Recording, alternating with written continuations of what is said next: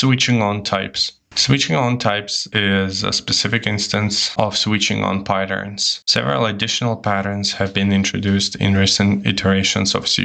For a comprehensive discussion, we will refer to the next lessons, and in those lessons we will be discussing patterns. It is now available to switch on types starting from C#7. So let's consider an example. Let's create a function that will be a static void, let's call it check type, and that function will accept as a parameter object, and we'll call it obj. Let's even call it type. To create a switch statement, we have to do is type the keyword switch. Inside the switch, we pass type variable. And let's start typing cases. What may be the type?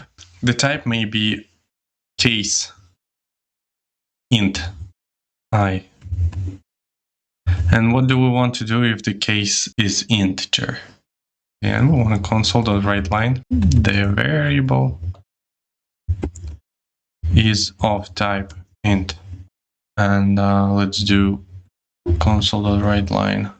The cube of I is I times I. And after that, we want to break our statement. Okay, let's create another type, which is a string, and we will call it s. Also, we'll call console.writeLine. The variable is of type string. Let's do something, console.writeLine, and do the length of the string, and we pass s is s.length, and at the end we also do break. Okay, let's create another case, which will be our favorite one, which is the boolean case bool, and that will be b. Okay, let's console.writeLine. The variable is of type boolean. Also, we want to do console.writeLine. Let's say the value of the boolean is, and we'll just pass the b. That will be either true or false. Also break. Let's create a double, for example, case double, and we will call it d. As well, console.writeLine. The variable of the type double. After that, we want to console.writeLine the value of that double type. The value of the double is, and then d. We're passing the d and break as well. After each case, we'll have to break, otherwise it won't compile simply. Okay, so let's create one more example. Case datetime. Let's say datetime. We'll do console.writeLine. The variable of type datetime. And as well, we do console.writeLine. The current time is date and time is, and we'll just pass dt here. Okay, break. And we'll do the last one, which is a default case scenario. If none of those types are ball matched, then we want to simply console.writeLine. I don't know what the type of the variable. Simply break as well. So we prepared the switch case, and we can start checking the types and output on the console whatever we have. Okay, let's try to check first one, which is integer. We're calling this function check type. We're passing, let's say, 30. Okay, so let me just clear my console and run our program. The variable of type is integer. The cube of 30 is 27,000, which is the correct one. Okay, let's try and see what we have for 3. It should be 27. The cube.net run. We see the variable of the type int, and the cube of 3 is 27. That is correct. 3 times 3 times 3 will be 27.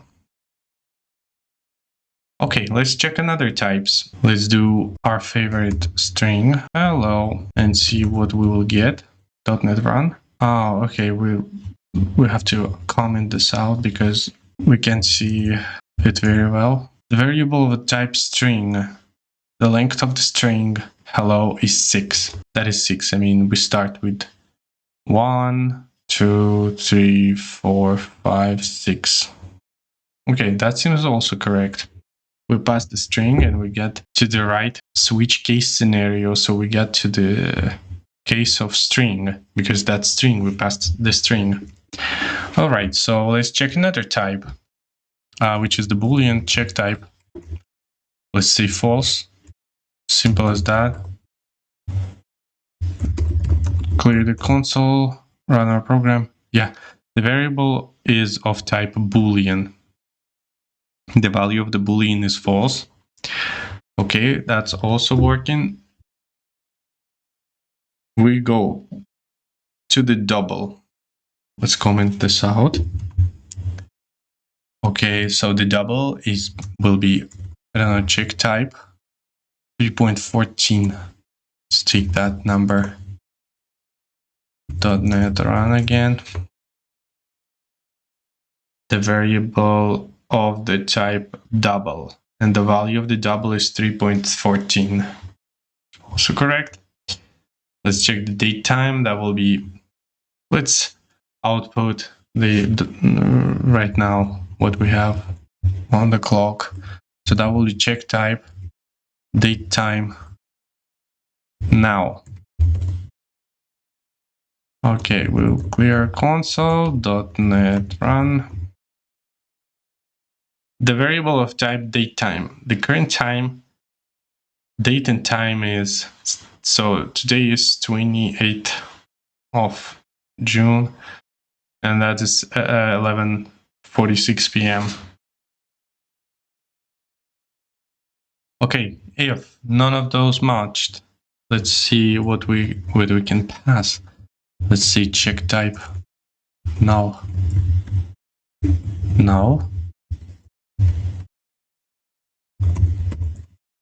And that should not get to any case. Yeah, I don't know what type of variable that is. So that's skipped all of the cases we had and went straight to the default case scenario. And we output, I don't know what the type of the variable is. That's pretty much it about switching on types.